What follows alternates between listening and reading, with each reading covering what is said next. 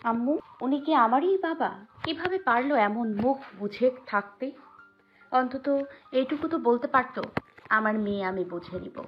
তোর এত চিন্তিত হওয়ার প্রয়োজন নেই। কিন্তু না, উনি কিচ্ছু বলল না, মুখ বুঝে সব চুপচাপ শুয়ে নিল। আর শুধু উনিই না, ওই বাড়ির প্রত্যেকটা মানুষ কাঠের পুতুলের মতো সব দাঁড়িয়ে রইল। কি অদ্ভুত, তাই না বলো? মাথায় হাত দিয়ে ক্রমশ সান্ত্বনা দিতে লাগলো পিপাসা। ব্যস্ত কণ্ঠে বলল, ভুলে যা, সব ভুলে যা। মনে কর কটা দিন বেড়াতে গেছিলি। চুপ করে রইল স্পর্শী। সিটের উপর উঠে মাথা নুয়ে মায়ের কাঁধে দিল। মিনিট খানেক পরেই ফোন বেজে উঠল। স্পর্শী সোজা হয়ে বসল। ফোন হাতে নিতেই চোয়াল শক্ত হয়ে গেল। রাগে পুরো শরীর গিজগিজ করে উঠল। রিসিভ করে কানে নিতেই চেঁচিয়ে উঠল। মনের সমস্ত রাগ, ক্ষোভ, অভিমান ঢেলে দিল ফোনের ওপর প্রান্তের মানুষটার উপর। আপনি ফোন দিয়েছেন কেন আমাকে? আবার কোন ঝামেলা বাঁধানোর জন্য ফোন দিয়েছেন? যা করছেন তাতে শান্তি পাচ্ছে না, তাই তো? এখন আমার জানটা নেয়া বাকি শুধু। আপনি আমার জন্য অপয়া। আপনার সাথে দেখা হওয়ার পর যা যা ঘটছে সব কিছুর জন্য আপনি দায়ী। লোকে আমার চরিত্র নিয়ে আঙুল তুলছে, লজ্জা করে না এত কিছুর পরেও আবার ফোন দিতে? কি চাইছেন নাকি আপনি?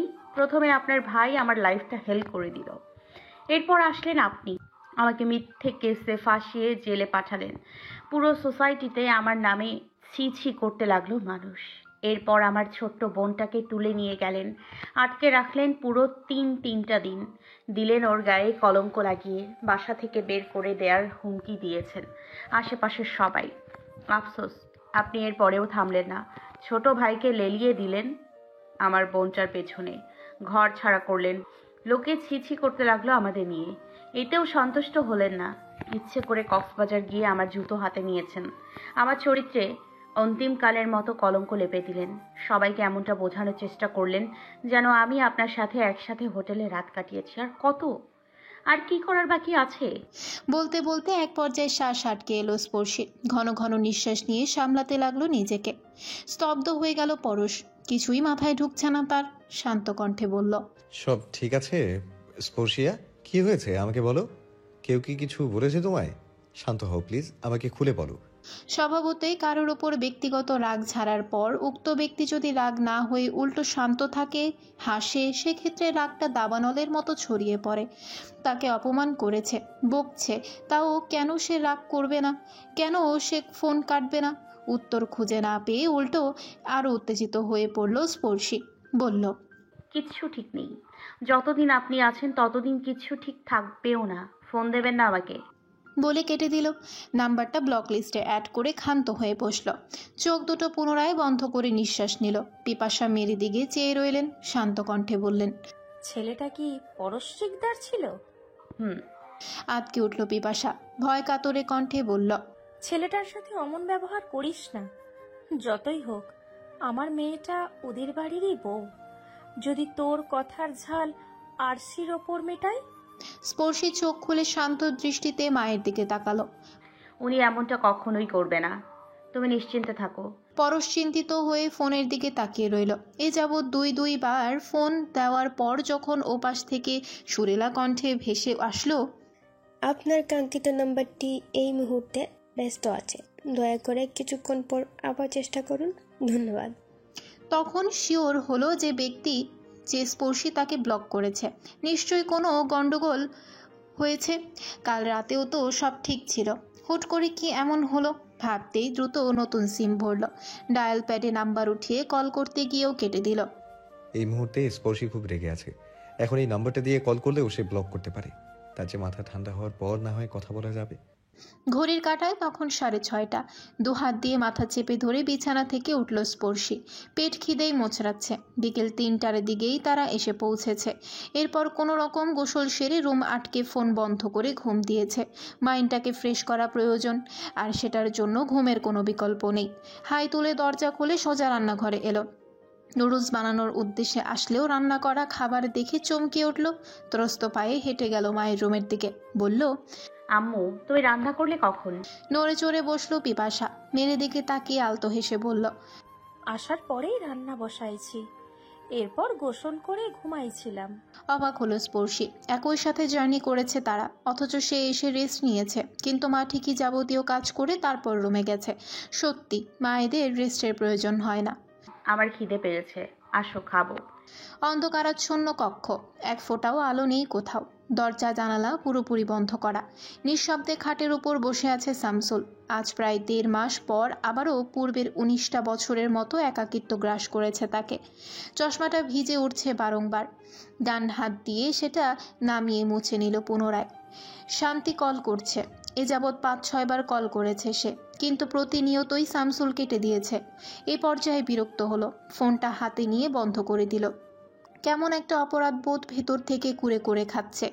এমনিতেই পরশের সাথে স্পর্শীর ওই ছবিগুলো দেখে রেগে গিয়েছিলেন তিনি। মেয়ের প্রতি একটা খারাপ অনুভূতির জন্ম নিয়েছিল। তার উপর গত রাতে লাগেজ হাতে পালাতে দেখে ভয় পেয়ে গেছিল। যে কোনো মূল্যেই মেয়েকে বিয়ে দিয়ে সম্মান এবং রাজনৈতিক দলগুলোকে সামলাতে চেয়েছিলেন, কিন্তু হুট করে স্পর্শী এবং শান্তির আচরণে স্তব্ধ হয়ে গিয়েছিলেন। ওই মুহূর্তে যেন কথার খই হারিয়ে ফেলেছিলেন। আদরের বোন, অন্যদিকে আদরের মেয়ে, তার উপর মেহমান। পুরো ঘটনাটা সামলাতে হিমশিম খাচ্ছিলেন শামসুল। তবে এখন মনে হচ্ছে তিনি ভুল করেছেন। উচিত ছিল মেয়ের পক্ষ নিয়ে কিছু বলা। এতে শান্তি রাগ করলেও পরে মানিয়ে নেওয়া যেত, কিন্তু এখন মেয়ের এই অভিমান কি করে ভাঙাবে? খুট করে দরজা বাইরে থেকে আওয়াজ এলো। শামসুল শান্ত কণ্ঠে বললেন, ওখানে কে? আব্বু, দরজাটা খুলবে? উঠে বসলো শামসুল। আলতো পায়ে উঠে দরজা খুলে পুনরায় খাটে বসলো। শোভাম চারদিকে তাকিয়ে বলল, লাইটটা নিভিয়ে আসো কেন? অন্ধকার তো। শুনল শামসুল, বলল, জ্বালিও না, এভাবেই থাক। লম্বা করে শ্বাস নিয়ে বাবার পাশে বসলো। গমগমে কণ্ঠে বলল, স্পর্শীকে ফোন দিয়েছিলে? না। আমি দিয়েছিলাম অনেকবার, বন্ধ বলছে। হয়তো রেগে ফোনটা সুইচ অফ করে রেখেছে। থেমে পুনরায় বলল, আন্টির ফোন নাম্বার আছে তোমার কাছে? চমকে তাকালো শামসুল। না, তৃষ্ণার কোনো নাম্বার নেই তার কাছে। থাকবেও বা কিভাবে? সে তো কথাই বলেনি এখন পর্যন্ত। মুখে বলল। অবাক হলো না শোভাম, কারণ তাদের মধ্যকার চিৎকুটের সম্পর্কটা সে খেয়াল করেছে এর আগেই। তুমি কি ওদের আনতে যাবে? তাহলে আমিও সঙ্গে যেতাম। বাদ সাধল শামসুল, ক্লান্ত কণ্ঠে বলল, না, আজকালকের মধ্যে যাওয়ার প্রয়োজন নেই। রাগ করে গেছে, কটা দিন থাকুক, রাগটা একটু কমুক, তারপর বিয়ে নিয়ে আসব। আর তাছাড়া ঢাকায় থাকলে পরশ শিকদারের থেকে দূরে থাকবে। সায় দিল শোভাম, বলল, ঠিক আছে, আমি কাল গিয়ে একবার দেখা করে আসব। এমনিতেও ঢাকায় যেতে হবে। খাওয়া শেষ হয়েছে আরও কিছুক্ষণ আগে। মা খাবার পরই শুতে গেছেন। স্পর্শে আলতো পায়ে রুমে গিয়ে জামা কাপড় গুছিয়ে রাখতে লাগলো। এরপর ফোনের কথা মনে পড়তেই হাতে নিল। অন করে শুয়ে পড়ল খাটে। মিনিট খানেক ফেসবুক স্ক্রোল করার মাধ্যমে কল চলে এলো। অপরিচিত নাম্বার। কে দিতে পারে কল? ভাবতে ভাবতেই কেটে গেল। এরপর আবারও বেজে উঠল রিং। স্পর্শে আলতো হাতে রিসিভ করে কানে নিতেই ওপাশ থেকে ধমকের শব্দ ভেসে আসলো। এই মেয়ে, ফোন বন্ধ করে রেখেছিলে কেন? তুমি জানো বিকেল থেকে ঠিক কতবার কল করেছি? একে তো নম্বর ব্লক করেছো, তার উপর আবার ফোনও বন্ধ করে রেখেছো। কপাল কুঁচকে কথাগুলো শুনল স্পর্শী। শান্ত কণ্ঠে জিজ্ঞেস করলো, এটাও কি আপনার নাম্বার? ওপাশ থেকে মুহূর্তে হ্যাঁ স্বরূপ উত্তর ভেসে আসলো। সাথে সাথেই ফোন কেটে দিল স্পর্শী। আলগোছে এই নাম্বারটাকেও ব্লক লিস্টে ছুড়ে স্বস্তির নিঃশ্বাস ফেলল। কিন্তু লাভ হলো না মোটেও। ঠিক মিনিট 5-এর মধ্যে নতুন আরেকটা সিম থেকে কল চলে এলো। সন্দেহ গাঢ় হলো স্পর্শীর। এটাও নিশ্চয়ই পরশের। অনুমান প্রখর হওয়ার পরেও ফোন রিসিভ করলো। এই, একদম ফোন কাটবে না, খুন করে দেব। আমার কথা শোনো। এই, আপনার কতগুলো সিম? হ্যাঁ, কাইন্ডলি সব সিমের নাম্বারগুলো লিস্ট দেবেন আমাকে। আমি গুনে গুনে সব কটাকে ব্ল্যাক লিস্ট ফেলবো। হাসলো পরশ, বলল, তোমার ব্লক লিস্ট ফুল হয়ে যাবে মেয়ে, তবু আমার সিম শেষ হবে না। ওকে, তাহলে দেখা যাক। বলেই ফোন কেটে পুনরায় ব্লক করে দিল। মুচকি হেসে ফোনটাকে নিয়ে শুয়ে পড়ল পরশ পরবর্তীকালের আশায়। কিন্তু তাকে হতাশ করে 10 মিনিটের মাথাতেও কোনো কল এলো না। 15 মিনিটের মাথাতেই টুং করে একটা মেসেজ এলো। দ্রুত নিচে আসো, আমি তোমার বাড়ির পেছনেই আছি, আম গাছটার নিচে। মেসেজ পড়তেই স্তব্ধ হয়ে গেল স্পর্শী। দ্রুত গতিতে কল করলো পরশের নাম্বারে। সাথে সাথেই ওপাশ থেকে রিসিভ হলো। কি সমস্যা? ফোন করছো কেন? নিচে আসো দ্রুত, খুব মশা এখানে। পরশের কথা শুনে কথার খই হারিয়ে ফেলল স্পর্শী। ব্যতিব্যস্ত কণ্ঠে বলল, আপনি কি পাগল? আপনি বাড়িতে আসছেন কেন? কেউ যদি দেখে ফেলে তাহলে কেলেঙ্কারি হয়ে যাবে। ঝামেলা বাঁধার আগে এক্ষুনি এখান থেকে চলে যান। শুনল না পরশ, খামখেয়ালি কণ্ঠে বলল। তুমি আসবে কি না তাই বলো, নইলে আমি কিন্তু একদম গেটের সামনে গিয়ে দাঁড়াবো। থেমে আরে মাত্র 5টা মিনিটেই তো, আসো। উত্তেজিত হয়ে গেল স্পর্শী, অনুরোধের সুরে বলল। আরে আপনি বুঝতে চাইছেন না কেন? আমি বাড়িতে নেই, আমি ঢাকা চলে আসছি সকালে। এখন আপনি ওখানে থাকলে আমার ক্ষতি ছাড়া আর কিছু হবে না। সবার সন্দেহটা সত্যিতে পরিণত হবে। আমার চরিত্রে নতুন করে কলঙ্ক লাগানো ছাড়া আপনার আর কোনো কাজ নেই না? প্লিজ কেউ দেখার আগে ওখান থেকে বের হন এক্ষুনি। স্তব্ধ হয়ে গেল পরশ, অবাকের সুরে বলল। তুমি ঢাকায় গেছো মানে? হুট করে ওখানে কেন গেলে? কি হয়েছে স্পর্শিয়া, আমাকে বলো। তুমি সকালে আমার সাথে ওরকম ব্যবহার করলে কেন? আর বাড়ি বা ছেড়েছো কেন? নিশ্চুপ রয়ে শুয়ে রইল স্পর্শী। ফোনের অপর প্রান্ত থেকে একের পর এক জিজ্ঞেস করেই যাচ্ছে পরশ। বেশ কিছুক্ষণ নীরব থাকার পর বলল। ঝামেলা হয়েছে তাই চলে এসেছি মাকে নিয়ে। পরক্ষণেই ভ্রু কুচকে ফেলল, ঝাড়ি মেরে বলল। আজব তো, আমার ফ্যামিলিতে যাই হয়ে যাক না কেন সেটা আমি আপনাকে কেন বলবো? কে আপনি? শুনুন, সর্দার বাড়ির ত্রিসীমানায়ও আর যাবেন না। এতে ক্ষতি আপনারই হবে। আর আমাকে আর কখনো ফোন দেবেন না। একটা কথা মনে রাখবেন, যা হয়েছে সব আপনার জন্য। আপনি আমাকে লোকমুখে সস্তা বানানোর জন্য উঠে পড়ে লেগেছিলেন। এবার স্বপ্ন তো পূরণ হয়েছে, দয়া করে এবার ছেড়ে দিন। আমি তোমার সাথে দেখা করতে চাইছি স্পর্শিয়া, একটু আসবে প্লিজ? ফোনের অপর প্রান্ত থেকে এমন ক্লান্তি মাখানো কণ্ঠে মিনতি শুনতেই চমকে গেল স্পর্শী। বিরক্তি নিয়ে বলল। আপনি কি পাগল? আরে বললাম না আমি বাড়িতে নেই, ঢাকায় আসছি। কাল রাতেই তো বললাম। আবার কোন আক্কেলে দেখা করতে চাইছেন? 1 মিনিট, আপনি আবার সর্দার বাড়ির দিকে যাননি তো? ঠোঁট দুটো গোল করে শ্বাস নিল পরশ। মুখের গরম নিঃশ্বাসটুকু নিঃসরণ করলো বাতাসে। শার্টের বুকের কাছ থেকে দুটো বোতাম খুলে দিল। একটা ভ্যাপসা গরম অনুভূত হচ্ছে। সিটে গা হেলিয়ে ফোনটাকে বাম কান থেকে ডান কানের দিকে নিল। আমি ঢাকায় আছি স্পর্শিয়া, চিন্তা করার কোনো কারণ নেই। তোমার সাথে দেখা করতে চাইছি, একটু আসবে কি? হতভম্ব হয়ে ফোনের দিকে তাকালো। ঘড়ির কাঁটায় বিকেল 4টা মাত্র। কাল রাতেও কথা হয়েছে। এই লোক এত তাড়াতাড়ি ঢাকায় কি করছে? সকালে এসেছে কি? আচ্ছা, কি কারণে আসতে পারে? তার কাছে কি আদৌ? চোখ দুটো কুঁচকে বন্ধ করে ফেলল স্পর্শী। ঝাঁঝালো স্বরে বলল। আপনি ঢাকায় কি করছেন? কেন এসেছেন? আর আমি দেখাই বা কেন করব আপনার সাথে? বাম ভ্রু কুঁচকে ফেলল পরশ। টিটকারি মেরে বলল। তুমি কি ভেবেছো তোমার সাথে দেখা করতে এত দূরে এসেছি? নিজেকে এতটা স্পেশাল মনে করিও না মেয়ে। তোমার থেকে অতি স্পেশাল কিছু এই ঢাকাতে আছে, সেটা একদম ব্যক্তিগত। সেজন্যই আসলাম। ভাবলাম তোমার সাথেও একটু দেখা করে যাই। তা আসলে আসতে পারো, নইলে আমি যাচ্ছি।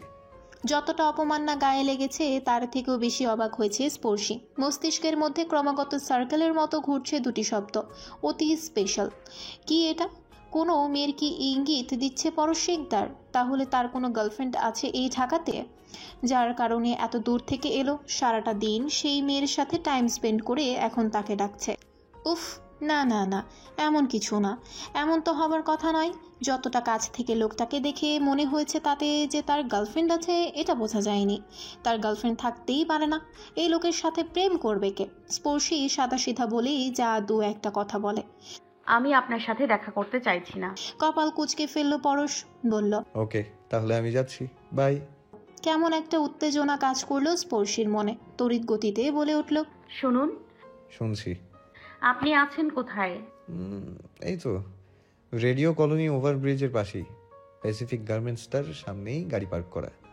উত্তর দিল না স্পর্শী। আস্তে করে ফোনটা কেটে জামাটা বদলে নিল। আচ্ছা, এমনও তো হতে পারে গার্লফ্রেন্ড নিয়েই ঘুরতে আসছে এখানে, আর সেটা স্পর্শীকে দেখাতে চাই সে। দেখবে, অবশ্যই দেখবে স্পর্শী কোন সুন্দরী রমণী এই গুন্ডা লোকের সাথে প্রেম করতে বেরিয়েছে। এই যে এখানে এসো। ব্রিজের উপর থেকে কথার স্বর ভেসে আসতেই দ্রুত গতিতে সেদিকে উঠল স্পর্শী। অবাক হয়ে সিঁড়ি পার হতে লাগলো। একটা মেয়ে পরশের পাশেই দাঁড়িয়ে আছে হাসি মুখে। ও গড, সিঁড়িগুলো যেন পিচ্ছিল হয়ে উঠছে ক্রমশ। পাগুলো এক্ষুনি পিছলে পড়ে যাবে রাস্তায়। হয়তো গড়িয়ে পড়ার সাথে সাথে কোনো বাস এসে চাপা দিয়ে চলে যাবে। এই মেয়ে, পাগল নাকি তুমি? এত বড় বড় সিঁড়ি চোখে লাগে না? আর একটু হলেই তো পড়ে যাচ্ছি রে। পরশ স্পর্শীর হাত ধরে ঝাঁকুনি দিচ্ছে। চোখ দুটো বার কয়েক ডোলে সামনে তাকালো। মেয়েটা দূরেই আরেকটা ছেলের সাথে হাসি মুখে আইসক্রিম খাচ্ছে। ও শেট, কি না কি ভেবে ফেলেছিল সে। নিজেকে সামলে নিয়ে কার্নিশে গিয়ে দাঁড়ালো। দূর থেকে দূরের সারিবদ্ধ চলন্ত বাসগুলো দেখা যাচ্ছে। লোহার পাইপ লাইন ধরে হেলান দিল স্পর্শী। একটা ভ্রু উঁচিয়ে পরশকে বলল, ডেকেছেন কেন? দ্রুত বলুন, ব্যস্ত আমি। নিজেকে সাজিয়ে নিল পরশ। স্পর্শের পাশে দাঁড়িয়ে সেও তাকালো নিচের রাস্তার দিকে। শান্ত কণ্ঠে বলল, দেখো, আমি হেয়ালি করতে পারি না। যেটা বলছি কাইন্ডলি মন দিয়ে শোনো। দেখো, তুমি আমি কেউই দায়ী নই, কিন্তু তাও প্রতিনিয়ত আড়ালে অপমানিত হতে হচ্ছে। এই আজকেই আসার সময় কানে গেল, চায়ের দোকানে এক বৃদ্ধ লোক বলছিল আমাদের নিয়ে। বলে, এখন মডার্ন যুগ, বড় লোকের ক্ষমতাধারী ছেলেমেয়েরা যা খুশি তাই করতে পারে। এই তো কদিন আগে গিয়ে কক্সবাজারে ঘুরে এসেছে, একসাথে থেকেছে, আবার সেই বাড়ি এসে সেই অথচ এখানে গরিব ছেলে মেয়ে হলে কবে গ্রামবাসী ধরে জোর করে বিয়ে দিয়ে দিত। তাছাড়াও অনেক লোক অনেক ধরনের কথা বলছে, ঝামেলার পর ঝামেলা হচ্ছে। থামলো পরশ। স্পর্শীর দিকে তাকিয়ে দেখলো সে এক দৃষ্টিতে রাস্তার দিকে তাকিয়ে আছে। শান্ত কণ্ঠে বলল, স্পর্শিয়া, চলো না বিয়েটা করে নিই। স্নিগ্ধ নয়নে পরশের দিকে তাকালো। আন্দাজও করতে পারেনি পরশ এমন কোনো অফার করবে।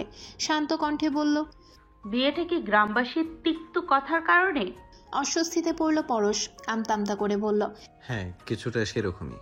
সরি মিস্টার শিকদার, স্পর্শিয়া সর্দার লোকের কথার ধার ধারে না, আর না তো ওগুলো কানে নিয়ে বসে থাকে, আর এইসব ভিত্তিহীন কথার উপর ভিত্তি করে কোনো সম্পর্কে জড়ানো তো কল্পনাও করে না। নিজের উপর রাগ লাগলো পরশের। উফ, স্পর্শিয়া কি তার মুখ থেকে ভালোবাসার কথা শুনতে চেয়েছিল? এইরকমই হবে হয়তো। ধুর, কোন আক্কেলে গ্রামবাসীর অজুহাত দিতে গেল। আমতা করে বলল, তাহলে স্বাভাবিকভাবে বিয়েটা করতে চাইছিলে আমাকে? এমন প্রশ্নের সম্মুখীনে কিছুটা বিব্রত হলো স্পর্শী। না, সে কিছুতেই হার মানবে না। এই লোক যদি নিজে থেকে নত না হয় তাহলে সে কেন হবে? এরপর সারাটা জীবন তাকে খোঁটা দিতে দিতে পার করে দিবে। বলবে, তুমি বিয়েতে রাজি হয়েছিলে আগে, নইলে কি আমি বিয়ে করতাম? ভাবতেই বেঞ্চি কাটলো স্পর্শী। পরশুকি দিয়ে মুখের দিকে তাকালো। বলল, কি ব্যাপার, কথা বলছো না কেন?